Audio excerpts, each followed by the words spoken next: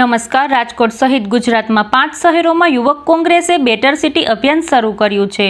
મારું શહેર મારો અધિકારના નારા સાથે કાર્યકરો વોર્ડમાં જઈ લોકોના પ્રશ્નો સાંભળશે.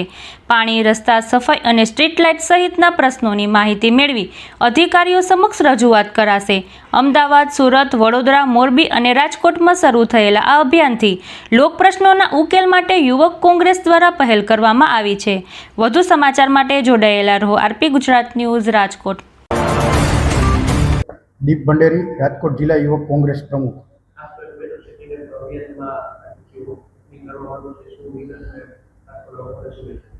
15 ઓગસ્ટથી સમગ્ર ભારતમાં ભારતીય રાષ્ટ્રીય યુવક કોંગ્રેસના નેશનલ પ્રમુખ ઉદયભાનુ ચીપજી દ્વારા એક બેટર સિટી કરીને વિવિધ શહેરોમાં અભિયાન લોન્ચ કરવામાં આવ્યું છે.